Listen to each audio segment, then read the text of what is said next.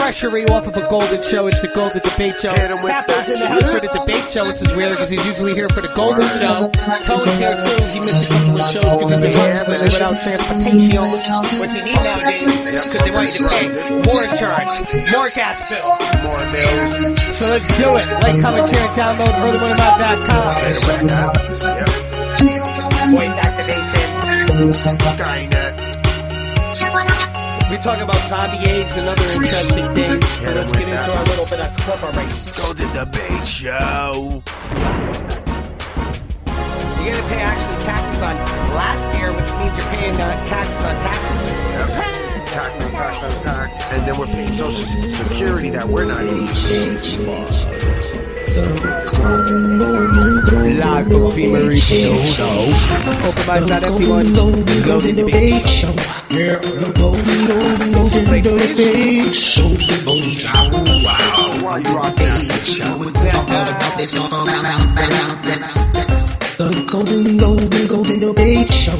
Yeah, the golden debate show. Wow. Golden debate show. We gon' talk about this all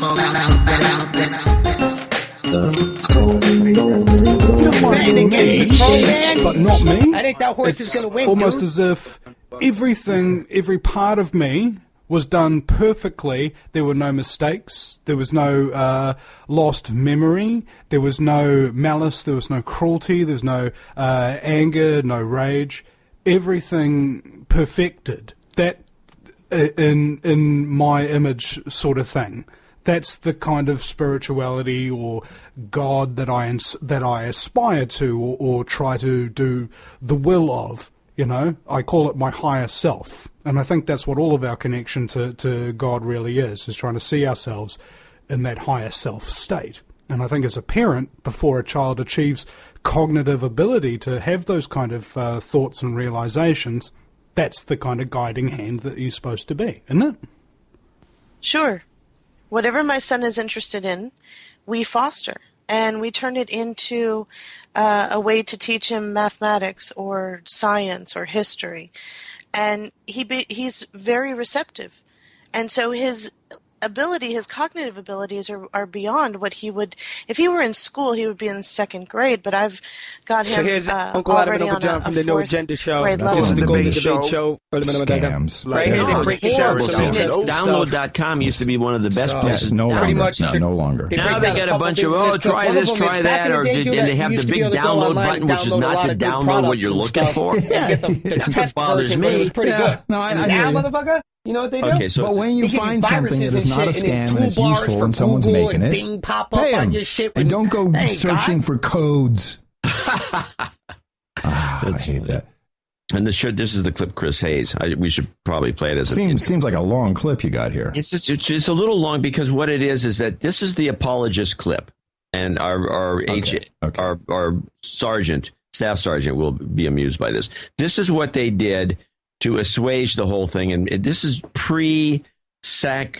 This is the pre-sacred. Pre the sacred. Oh, really? This is right away. This is right after it all began. This was the first putting out the fire clip I could find. If you need to rely on the vast audience of MSNBC to put out the fire, well, it didn't work. But no. But what they did, what I think why this clip is good is besides the intro, which shows a clip from 2009 where somebody came out and bitched about this guy being a deserter back then.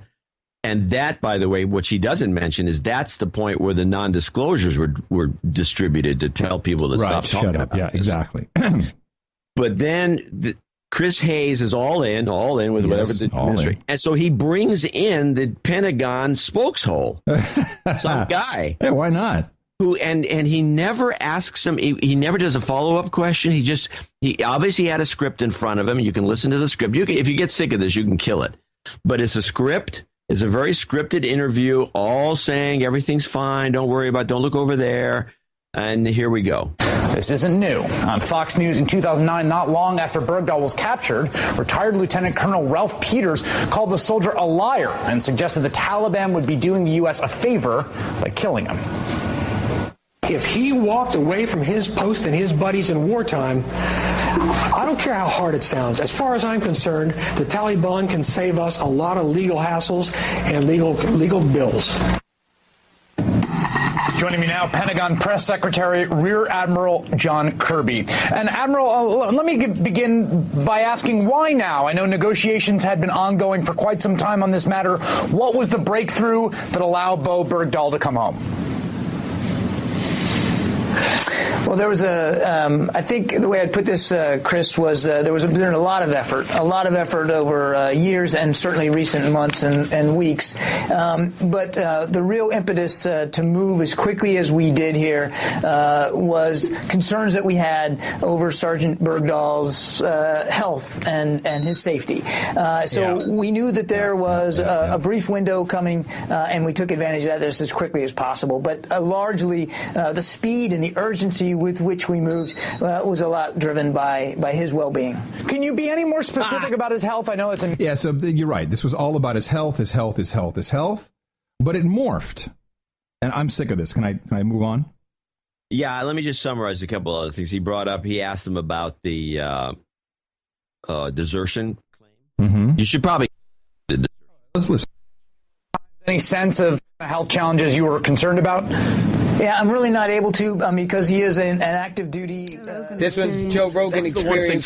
He got Andrew Dice Clay. I remember Andrew Dice Clay. I know you got like Andrew Dice Clay. He's a lot older than me. He loves it. The lady fell on my car. Very vulgar comedian, right? But it is pretty funny. Go on the road with you, or I would have. He wasn't as funny as I guess controversial, I would really. Don and move whatever I was in. He was just who he was. Like we wound up doing this crazy Frank Stallone movie in Ixtapa, Mexico, and we were stuck there for like 5 weeks. And of course, I made Don do like Alfred Hitchcock in the movie. There was no call for Alfred Hitchcock, but I talked the producers into it, and that's where he actually hurt his foot. You know how he's got like a bad foot? Yeah. He hurt his foot? Well, what happened with Don, he always wants to fight me, no. So one day, he starts in with me on the set, and it's all these Mexican crew members that don't even understand English, and he puts his foot, like there was a hole in the ground, and he wouldn't go to the hospital after to fix it, so to this day, like he just moves the wrong way, and he's crippled, he just falls down, and it was funny.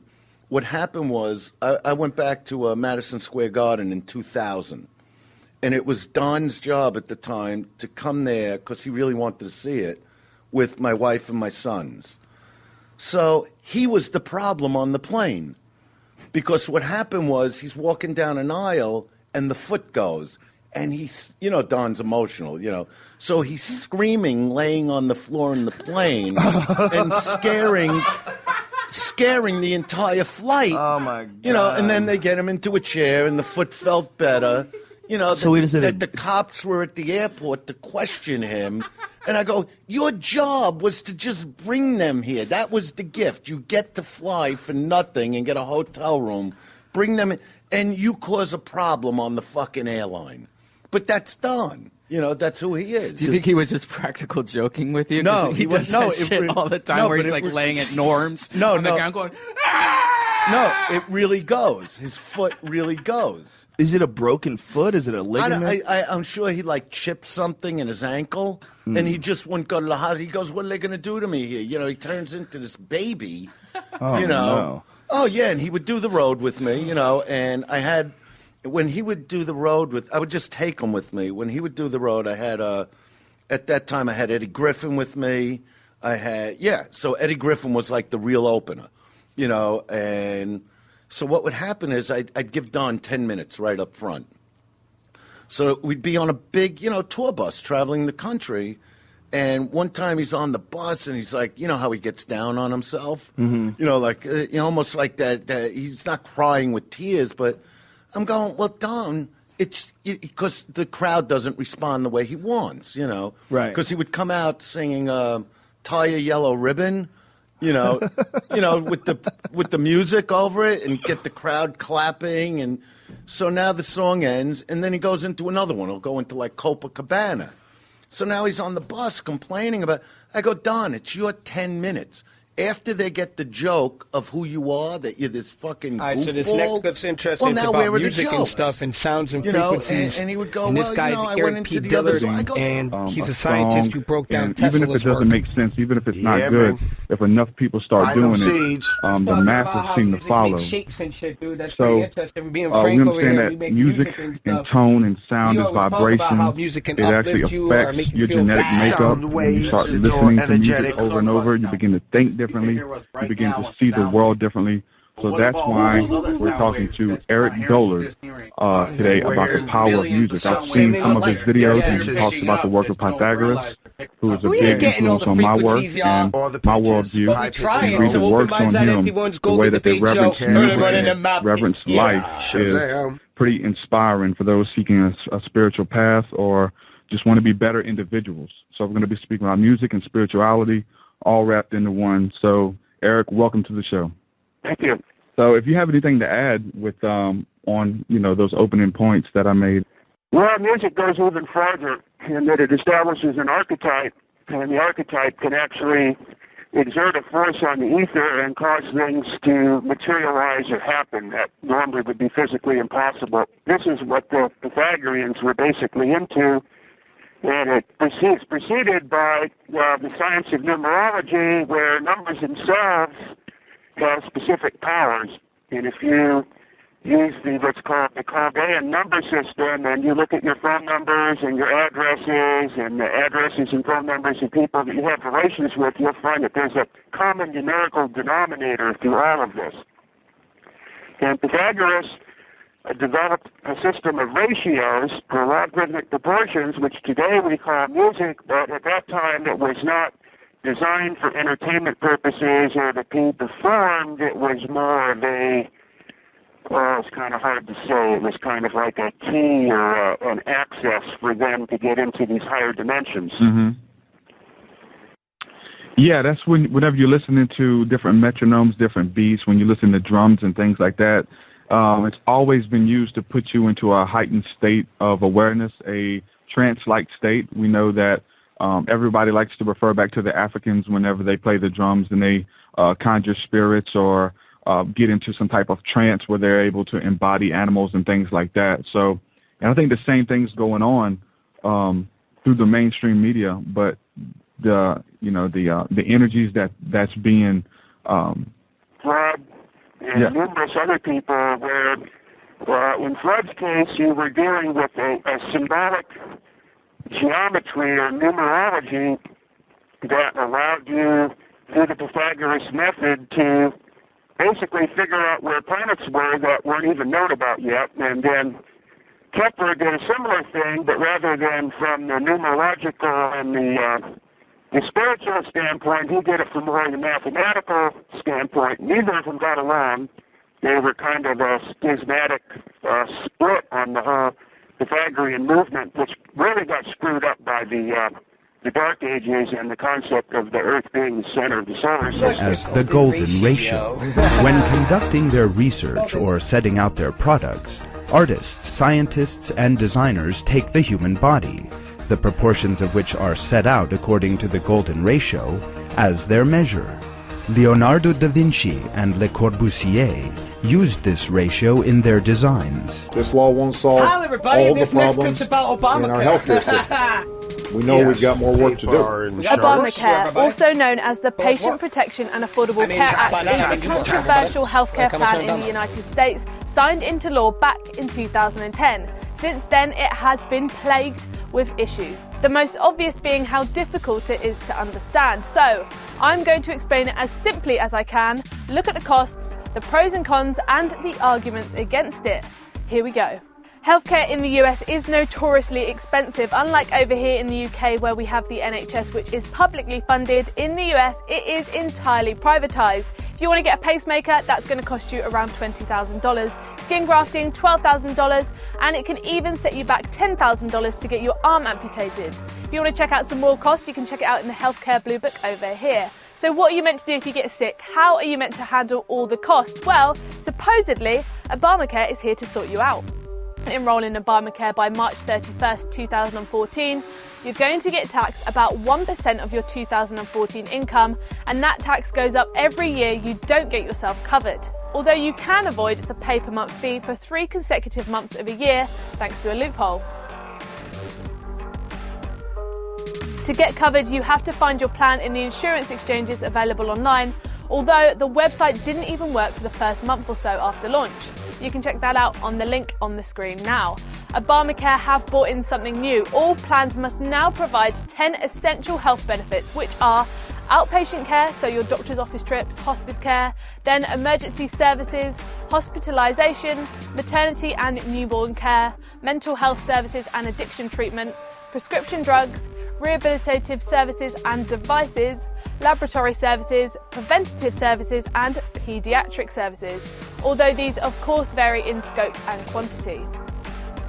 Why would you want to pay for all of these? Well, in previous plans to keep premiums down, you'd pay money for years on a plan that may not cover what you need in the end. In this one, everyone's grouped together in a single risk pool, which means men are paying the same as women, sick the same as healthy, and you never know when you're going to benefit from it.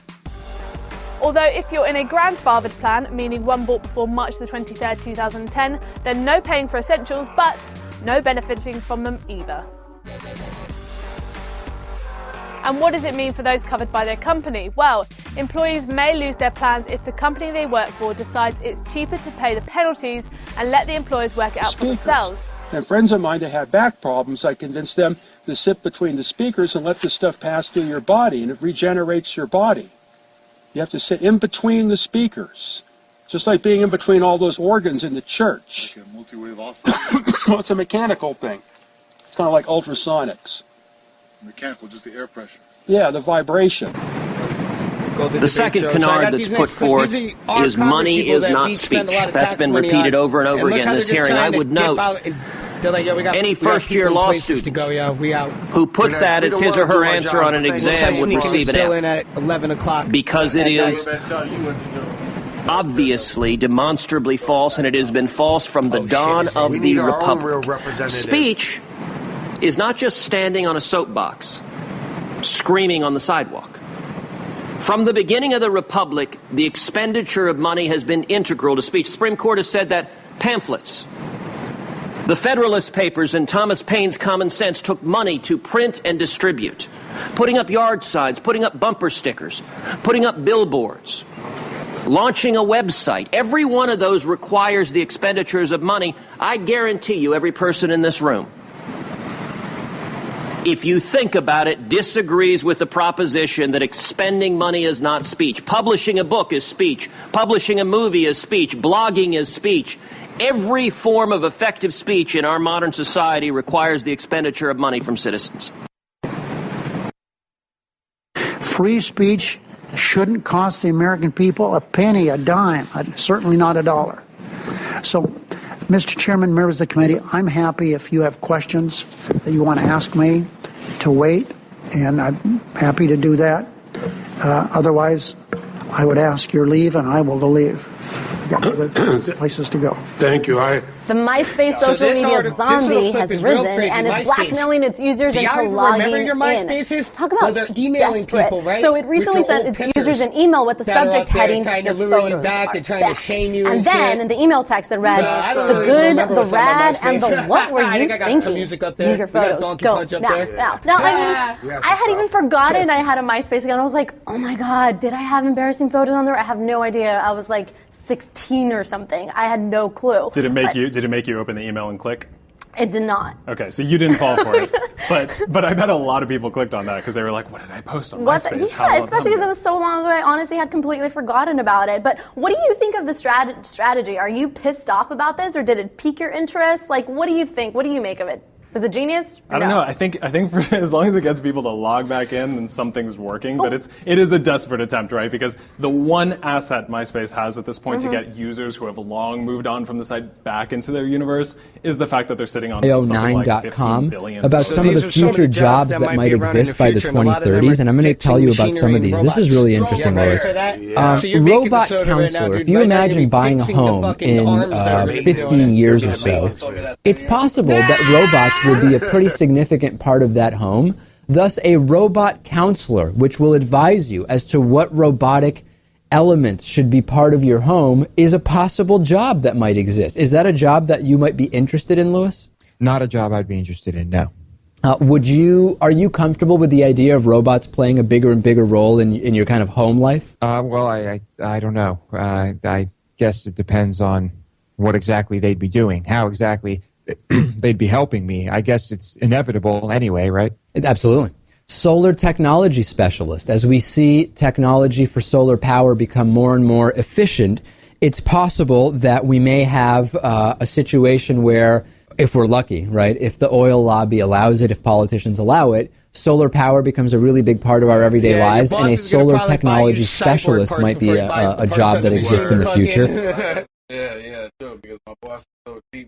If we want, he could have bought a robot already, but I want me to be the robot. My boss is so cheap. Hey! Danger, Will Robinson, danger. So this he wants me to be the clip was sent to me during the week, and now I got to put on my reading glasses. That's how old I'm getting, and how small the article is. But Sentinel cyborg plants are coming. They will tell you what they feel and why they feel that way. Plants have amazing and significant sensing of capabilities. For instance, each single root apex could simultaneously and continuously monitor many chemical and physical parameters. In the near future, we may see cyber plants that will tell us when they are thirsty, what chemical compounds are poisoning them, and what parasites are weakening their roots. We tend to think of plants as being the first victims of pollution and climate change, but thanks to an FP7 research product, crops, forests, and even the plants in your back garden could be fighting back. While we know what the impacts of climate change and pollution are likely to be, collecting detailed measurements is challenging. Putting sensors in every field or forest is expensive and time-consuming. And while these sensors can measure the state of the environment, they can't tell us what is happening to the plants themselves. But now, the SME-led Please project, plants employed as sensoring devices, is hoping to change that by using plants themselves as environmental monitors. That's pretty crazy. Plants employed as sensoring devices. Wow. They're doing a lot with these plants nowadays. Yeah, those government projects are pretty hefty, and they pay pretty good. Yeah. Dr. Valenti, project coordinator and chief technology officer at WLAB, an Italian SME, which emphasizes a culture of innovation and technical excellence in the area of wireless technologies and mobile pervasive computing, says plants will be the sentinel of the environment. To this end, we are trying to classify the electrical signals generated by the plants in reaction to extreme stimuli like pollutants. Talking plants. By using the same sort of technology that measures brain and muscle movements in human beings, Dr. Vitale and his team think we could better understand what is happening in the environment. Comment, share, download. In plant life, as a result, he calls this blend of living tissue and digital sensors cyborg plants. Once within the plant, the microsensors developed by Pleased Team, that's the acronym, remember, can collect the signals generated by the plant and emphasize them, and then analyze them, combine them with that of the other plants nearby, and produce a clear analysis of the environment. In other words, the cyborg plants will tell you how it feels and why it feels that way. Man, fuck them robot thoughts, motherfucker. It is pretty crazy, though. As I read on, it's really nothing else except for they're pretty much trying to use plants to censor the pollutants in the atmosphere and whatnot. Yeah, and you know what's crazy? I also got another article about these plants. What are they doing to these plants nowadays? There's a radical artificial egg backed by PayPal billionaire Peter Thiel and the infamous Bill Gates go on sales in U.S. supermarkets for the first time. Made from plants, it can replace eggs in everything from cakes to mayonnaise without a chicken in the equation whatsoever. The biotech food mutation teams today already have started selling their plant eggs. It looks like it will be first sold at none other than the beloved Whole Foods in California, and some say it could be soon available at supermarkets worldwide. How many products will contain the genetically modified plant eggs? What could you accidentally bake in this synthetic science mystery? Will you make cookies or brownies for the kids? will you slop me some bio mayonnaise on your next sandwich? Aha. That ain't God. Or pour me some synthetic salad dressing for your greens, which will be made by the grain. Yeah, pretty much. GMOs on top of GMOs. Will it much. be all the pasta and bread or lumped into muffins for the bouncy quality so it can stay fresh longer? This synthetic nightmare will contain no real egg whatsoever. None? None whatsoever. No chicken. You will matters. know it calls sometimes a real nifty, like Beyond the Egg, Mayonnaise, The Incredible Scramble, the names that reflect the opposite of what the reality is. That's why GMOs are unlabeled in America. Fuck yeah. See, I'm going to straight up tell you right now. I see this straight up as a ploy so vegetarians and vegans can eat some fucking eggs. On them out, we're bringing you the realness. Everybody eat eggs. But that ain't God. I mean, now you're just going to have pretty much fake eggs inside of your GMOs, fucking Soylent corns. Green. Yeah. People. It's just a way to fuck up your food. Now, the crazy conspiracy theory thing could be they're trying to depopulize us or they're trying to control the food. But the real thing at the end of the day is it's just like a drug dealer. They're trying to cut the food with as many things as they can so they can fucking get mad profit. And also, they're trying to tamper with our DNA. They're dirtying it up. They're trying to make us not live anymore. It's all about population control. Children have kids. Being sterile. They want to shoot us up with all these vaccinations. That's not good. Like, so comment, share, and download. The bloodlines will tell us what to do. We'll be slaves. Fucking vampery. The robots will rule. Fuck you, vamps. I'll read this article. The Psychological of Control Red Dirt Report's review of state of mind. Red Dirt. It's no secret that we have a Red Dirt report that has been concerned about the subtle and overt methods used by the establishment to keep the masses docile and controlled via different forms of mind control. We have written about it on a number of occasions, and we are very excited to learn last year that Oklahoma City-based Free Mind Films was working on a follow-up to their explosive 2011 documentary, A Noble Lie. Oklahoma City, 1995. This new film, of course, is State of Mind, The Psychology of Control. And since it was officially released on DVD and Blu-ray in late July, it has gone viral on the internet. Directed by Oklahoma native and longtime street activist and filmmaker James Lane, State of Mind, which is being sold exclusively online, of course. See, that's what you call native advertisement whenever you put a little plug in there within your article. Pretty crafty there, Andrew W. Griffins. It takes viewers on a trip throughout the history of mind control while also offering the viewer powerful information on how to empower themselves, beginning with a quote from the 19th century American philosopher and psychologist William James. It reads, "Habit is thus the enormous flywheel of society, its most precious conservative agent. It alone is what keeps us well within the bounds of ordinance and saves children of fortune from the envious uprisings of the poor." As featured in his book, The Principles of Psychology from 1890, one of the people interviewed, historian Richard Grove, is also a co-writer of The State of the Mind. He makes a salient point regarding the way children are taught to obey authority is how little changes into adulthood. So many people are in a state of extended adolescence. Of course, people who never grow up are more subtle to mind control and tend to be far more subverted, which the film makers generally note is what society's controllers really The obvious threat to untold numbers of citizens, and because of the crisis which is even now developing, this radio station will remain on the air day and night. This station and hundreds of other radio and TV stations throughout this part of the country are pooling their resources through an emergency network hookup to keep you informed of all developments. The ghost and the darkness have come. He's here. Listen to the Golden Show. All false magnets are only that of the Be safe on your golden journey. It's gold! Yeah, come and turn down, though, John. Yeah, what are you talking about? Yeah, what are you talking about? Yeah, what are you talking about? Yeah, what are you talking about? All that talking like this, like that. All that in your hood. Golden shows, golden roads, strobe lights, laser lights. Look at my gold. Tripping tonight. Happy shit. Early morning. Tone it up. Notice it. We're talking like this. Talking like that. We're talking. Golden debate show. Golden Debate Show, Golden Debate Show. We like this. We're talking hood, draw the line. MC better talk with big chat. You know we're coming out the best. Golden Show, Golden Robes, Golden Boss, Golden Strokes.